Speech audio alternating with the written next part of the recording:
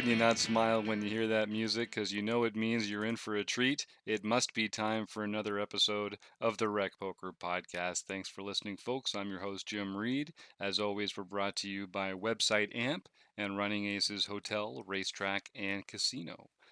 So once a month, we do a Rec Room edition of the podcast. That's what I'm joining you with today. Once a month, we take a premium member from Rec Poker and we put them behind the scenes in the Rec Room with someone from the Wrecking Crew. And you know by now, the Wrecking Crew is a bunch of Rec Poker wizards and folks that want to be a resource to other lovers of poker in the poker world. And we all have little promo pages on our Wrecking Crew membership. If you go to rec.poker/Jim Reed, you can learn all about me. If you go to rec.poker/John Somsky, you can learn about John Somsky, the great one. If you go to rec.poker/Rob Washam, you can learn about Rob Washam. If you go to rec.poker/PetVet, you can learn about Kim Kilroy, our newest Wrecking Crew member, Pet Vet herself. So if you're a premium member at rec.poker, all it takes is sending me an email, jim@rec.poker, and tell me which member of the Wrecking Crew you'd like to get together this month. And we'll put a little video like this together of you can bring any questions you have, if it's a hand history or you just want to talk about some part of poker strategy that's giving you fits. This is a place to take it to some people that might know. So in this case, we're actually doing a little behind the scenes look at a coaching session that I did with Matt, who's someone I've worked with a little here and there to get them on a good track for success when it comes to their poker study. And I will warn people there is some explicit language in this episode. Matt and I get kind of friendly and familiar while we're describing some events. And we're going to talk about a few different things while we go over some data in Poker Tracker. So while I think you'll all get something out of the audio version if you're listening along, you will probably get a little more information if you go to rec.poker and sign up for a community account. You can watch the episodes there for free, or you can go to our YouTube channel. Go look up the Rec Poker Community YouTube channel, and you can see all our free videos there, podcast episodes, and more. And I do ask you to subscribe to the channel if that's how you're finding this. So, without further ado, please enjoy this little behind the scenes look at my coaching session with Matt. Now, here's the thing. Okay, let's just go back to that for 1 second here. Yeah. So here's the thing about this. This player is going to have 12 big blinds behind, and you're going to have 50 big blinds behind. So for him, he's the effective stack. Yeah. For him, if he gets a pair, it's a no-brainer. He's going to get his chips in, and he doesn't care what happens, right? Yeah. So that's kind of good for you, and it's kind of bad for you. It's good for you because you also get to take that because the effective short stack is now only 12 big blinds. That's a cap on how much you can lose here. But it also means that you kind of have to commit to losing those on the times when you get a pair and stack off against him. You know what I mean? Yeah. Because that's why you're in the hand, to realize your equity. And if you lose another 12 big blinds, it's not like the end of the world, but you don't want to be necessarily inviting these opportunities to flip, for a quarter of your stack. Yeah. So totally. If he has Queen Jack there and the board is 8 King Jack, right. So he has middle pair, he's going with it, and then I'm calling him because I have an 8. Right. And it's like one of those hands where, now you got yourself in a spot where it's like, well, sure, now the right decision is to call because there's already so many chips in the middle. But yeah. I like to think about that. I didn't even think about it though, It's good to think about that stuff. Yeah, with the short stack stuff. And you see a lot of these a lot of this tournament play, when the big decisions are made, when the money matters, it's all short stack stuff anyway. So that's a big part of it. And it's great that you're getting that experience by late regging too. Yeah, exactly. So I think I 3-bet here.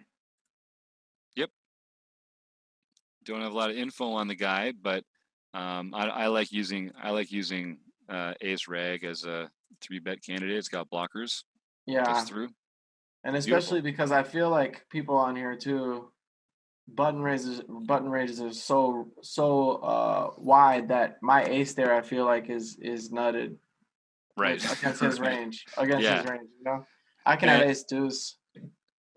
yeah, I think as long as you're using like a mixed strategy with a lot of those offsuit aces, then I like Mm-hmm. using them. I like using them as three betting bluff candidates to balance out your range, and Yeah. you can end up in some unexpected spots there.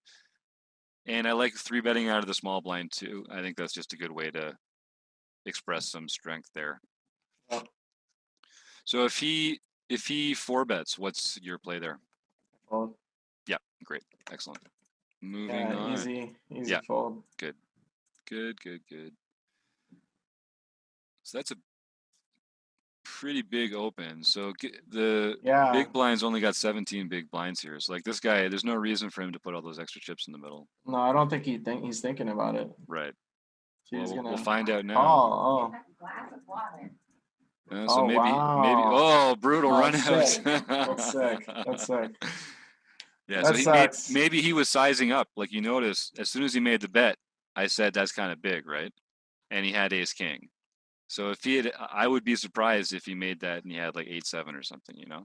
So you can tell that kind of stuff. Again, we've only got 20 hands on the guy, I but remember this. I remember parkour too, and he got out, but he had 111 big blinds, but like he was playing ace X's like they're ace kings and ace queens and stuff, you know? Like he yeah, if I saw him do it with some other really strange hands too. It's like, I mean, nice, you got the jack, you know? yeah, it worked out. How many times are you winning in that situation? Yeah, yeah, nice, love that. Oh, such a sexy hand. Yeah, actually, ace nine suited is my favorite hand. Really? Yep, Yeah, I think everyone has a favorite hand based on something that happened, right? yep, Or what it yep. is? In a big tournament I played in many years ago, I totally butchered it, and I got it in bad, and I got I got it in bad with two pair on a flushed turn, Oh my God. and the guy had the flush, and the river River came the boat. the nine, and I Oh, continued in that tournament. I doubled up instead of losing in that tournament, but that was like the TSN turning point of that tournament. that's really good. Yeah. So you That's gotta the you best. gotta you gotta you gotta luck box. I Oh, don't that know. happened to me in this tournament. Tens versus aces. I hit my Yeah, 10 I don't know anyone who's against won. Busako. Oh yeah.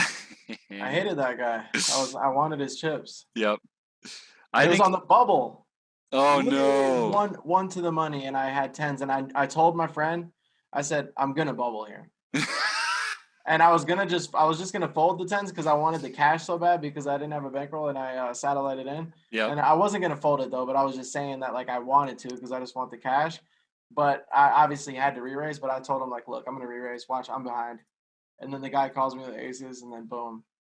So here we have a spot here. Yeah, so let's take this one back to the Yeah, flop here. sorry. So no, I love that. And honestly, I was Oh gonna say, I, no one I know has ever won a large field poker tournament without running good, without yeah, getting you have lucky a to. couple times. You can't win any real tournament without laying a bad beat on somebody. So You it's have part to, of the and you game, will get bad beat too. and you will get beat the shit out of yourself. So That's you why we can't, build you the can't. stack, right? Yeah, exactly. You got to absorb those bad beats. Yeah, Right on, man. Right on. Okay, that's what so you this told me one, early on when we first started yeah, talking. that's right. That's right. You got to build that up so you can absorb that. Yeah, So 2x, king four, queen four suited, love it. 24 big blinds, so he's getting short. So you can see like right now, even with just a small open, it's basically 4x SPR.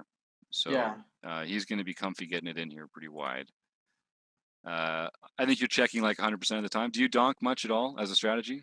I do lead, but Yeah. it's more so on boards from. So if he was raising from middle or early position, Yep. and the board comes 8-9-3, and Yep. I have ace 8 or 10-8 or whatever, and a middle pair or even top pair there, that's vulnerable.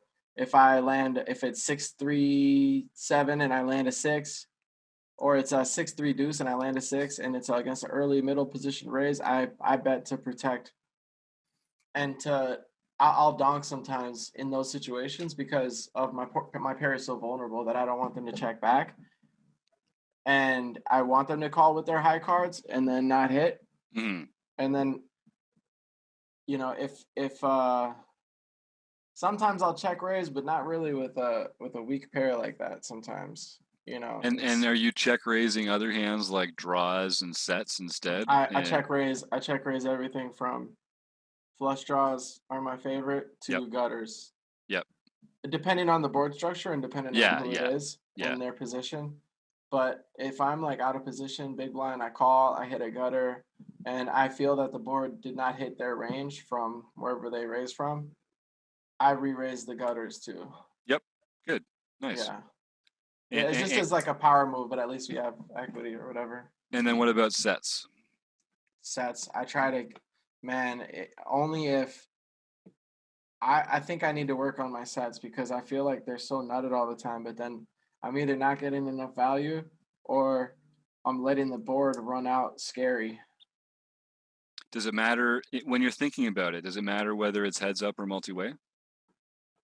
Oh, it does matter multi-way for Yeah, sure. yeah. So heads up, I'll be a little bit more sticky with a set. I believe that depending on the board structure, obviously, but like if it flops, all diamonds, and I have a set of queens right here, and it's queen jack 10, all diamonds, even straight as well. So queen jack 10 right here. But imagine it's all diamonds, and I just Yep, have a set of queens, two red queens. yep. Um, I'm or two black Yeah, queens. I heard you. I I'm gonna I'm gonna re-raise 100% of the time because I'm protecting. But then maybe not 100%. I don't know. Am I just kind of trying to get to the river? Like I don't, like I don't want to re-raise and then they hit their draw. I don't know. This is I want to see the situation. and the great thing about this is there's no right answer. A lot Yeah. of it's going to depend on the board, the opponents, the stack size. Like one of the things I love about poker is you can't have a cookie cutter answer for some of this stuff.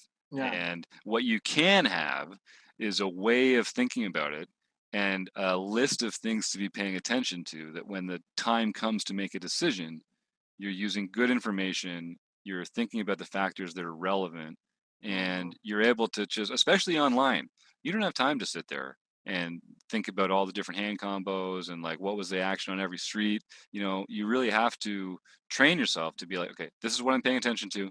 These are the things I'm thinking about. Uh, this is what, I mean, this is how I'm going to use this 20 seconds. Yeah. Uh, do you do a lot of like hand ranging exercises or any hand ranging exercises? Are you No, familiar I'd with? like to. Yeah, okay. So I'll point you in some resources. I'll point you in the direction of some resources for that, Okay. because that's really valuable. And we're getting to the end of the hour, so I want to wrap up with Yep. just some review stuff. And let me just close. I'll just stop screen sharing here. Thanks. And I, okay, I so typed in I typed in hand ranging exercises and I got actual hand ranging exercises. oh, I'll well, wait for your link. yeah, yeah, that sounds good. I'll Okay. send you an email sometime this afternoon or on the weekend with a copy of this video and some notes and some resources and stuff like that for you to check out. Sweet. Um, so a few things right off the top. So 3-bet sizing. Hmm. So we're going to work on 3-bet sizing a bit. We're going to talk a little bit about some of the math and the ranges of 3-bets, people that respond to 3-bets, how people, their calling ranges, how position matters, stuff like that. And you're going to already know a bunch of this stuff, Matt. And part of my teaching philosophy is just making sure that we're on the same, like we have to agree to terms, we have to like get on the same foundation, and then you can build really high on a very secure foundation. And Hmm. so just at first I'm probably going to throw some stuff at you that you're like, I already know this stuff, but it'll just to make sure that we're thinking about the same stuff as we go. Of course, yeah. But yeah, so 3-bet sizing and probably open raise sizing. That's some kind of stuff that I think we can not spend too much time on and just give you some executable stuff that I think you'll be able to internalize easily and you'll see Yeah. some results. Uh, so we talked about sort of the accountability of having somebody watching. in the past we've talked about game tape and like recording yourself playing Yeah. and talking through the decision making process street by street. I'd do that for some of these. Okay.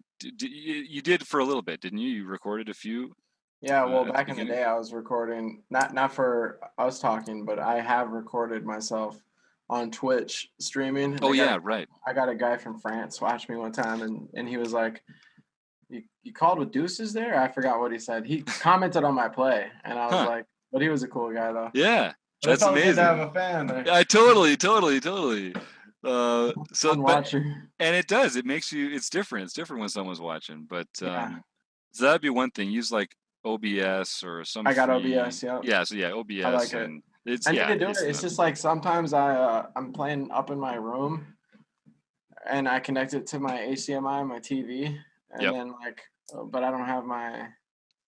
It's actually not an excuse. I can do it.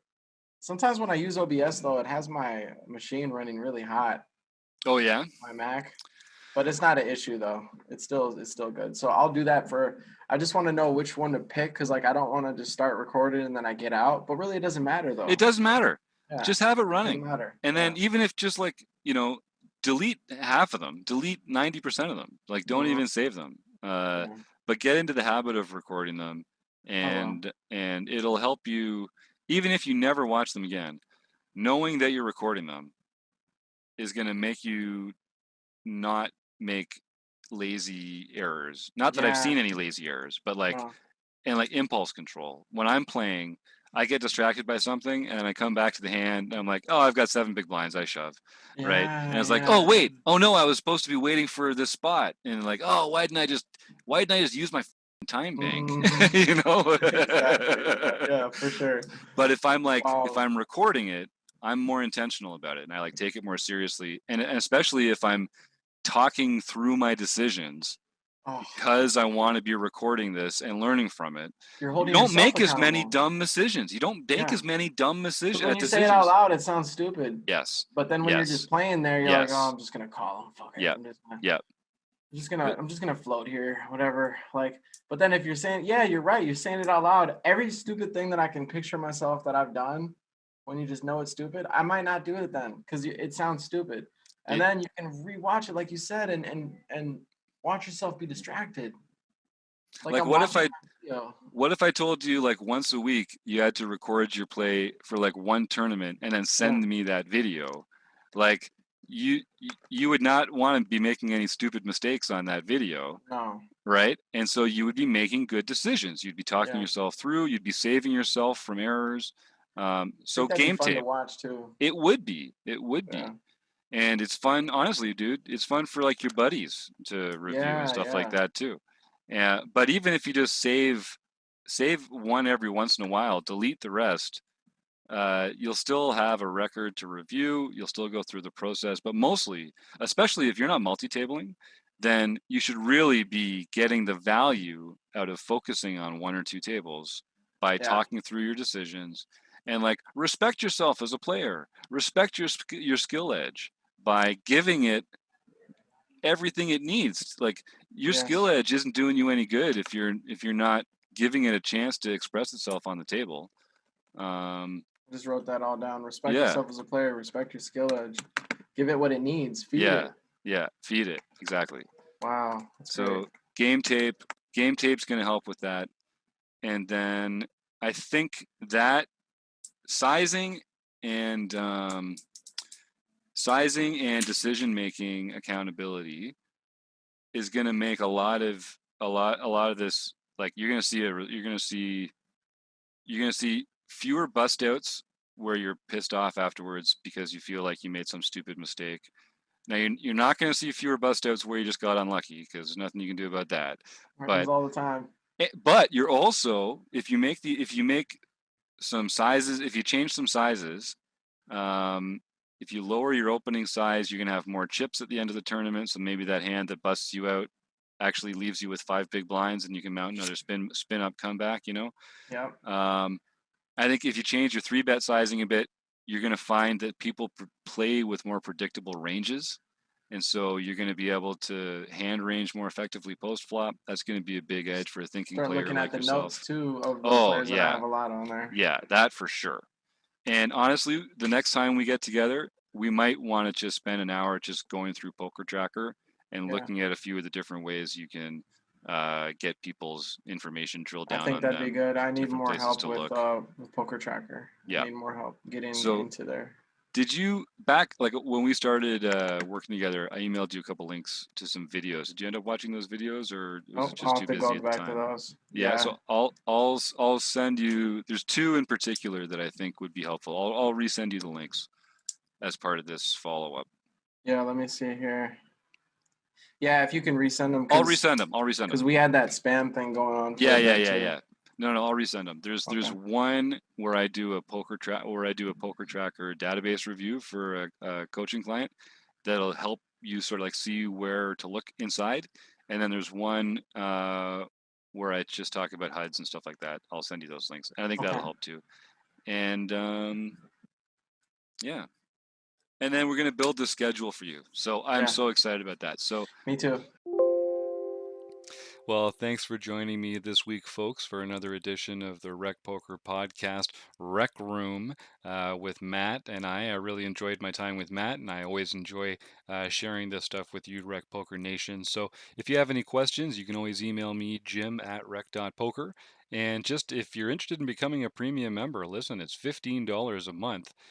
We run so many different kind of training videos. We run seminars. We have interactive sessions and discussions. I run a study group every Saturday. Chris Jones runs two different learning formats over the course of the month. Rob Washam's in there leading the book study. Andrew Feist produces our Learning with Partners segments where we show clips of really premium training content from other websites around the world just for you as a premium member at rec.poker. So it's $15 a month, $15 a month. And if you use the code RecPoker at sign up, you even get your first month for only $5. So I know you can't go wrong with that. And if you'd like to be a premium member, some of the perks are you just get a chance to get behind the scenes, go down into the rec room with a member of the wrecking crew like we did today. So, like I said, reach out anytime. And of course, I'd like to thank Website AMP and Running Aces Hotel, Racetrack, and Casino, and Matt for joining me, and all of you for listening. Thanks so much, and have a great day.